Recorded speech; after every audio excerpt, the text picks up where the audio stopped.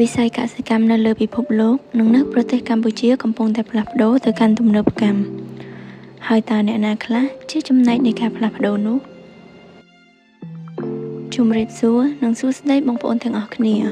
សូមស្វាគមន៍មកកាន់មហាវិទ្យាល័យវិស្វកម្មប្រព័ន្ធជីវកសិកម្មទីកន្លែងដែលប្រពៃណីជួបជាមួយនឹងបច្ចេកវិទ្យា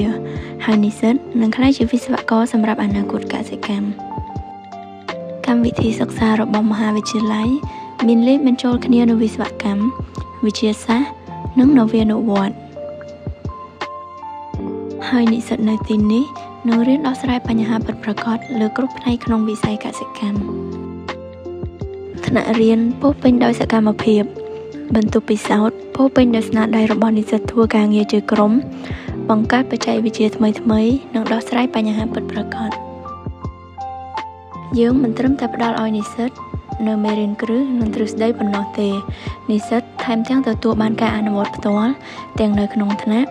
មន្ទីរពិសោធន៍រោងជាងនិងនៅលើទីវាលហើយតាមរយៈគម្រោងអនុវត្តផ្សេងៗនិងបទពិសោធន៍ជាក់ស្ដែងទាំងអស់នោះនិស្សិតនឹងមានជំនាញដឹកនាំនិងបង្កើតការផ្លាស់ប្ដូរនៅក្នុងវិស័យកសិកម្មការអភិវឌ្ឍនិងការរីកចម្រើនទៅលើចំណេះដឹងនិងជំនាញដែលនិស្សិតទទួលបានមិនត្រឹមតែជាគោលដៅរបស់បុគ្គលនោះទេប៉ុន្តែជាគោលដៅរួមរបស់សហគមន៍ផងដែរសម្រាប់បងប្អូនដែលចាប់អារម្មណ៍និងស្រឡាញ់លើជំនាញវិស្វកម្មបរិស្ថានវិស្វកម្មមេកានិក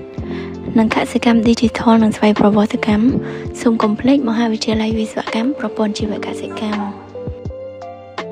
ហើយបងប្អូនសិស្សានុសិស្សដែលជឿជាក់លើដំណោះស្រាយឆ្លាតវៃការអភិវឌ្ឍដ៏មានស្ថិរភាពនិងចង់ក្លាយជាផ្នែកមួយនៃអនាគតកសិកម្ម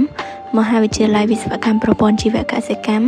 គឺជាទីកន្លែងដែលអ្នកអាចចាប់ផ្ដើមដំណើររបស់អ្នកបានពួកយើងគាំទ្រគ្នាទៅវិញទៅមកនិងរីកចម្រើនជាមួយគ្នាឆ្ពោះទៅរកអនាគតកសិកម្មដែលល្អប្រសើរប្រសិនបើបងប្អូនមានចម្ងល់ឬសំណួរផ្សេងៗសូមទំនាក់ទំនងមកកាន់ Facebook Page និង Telegram របស់មហាវិទ្យាល័យផ្ទាល់សូមអរគុណនិងសូមជម្រាបលាជួបគ្នានៅវីដេអូក្រោយ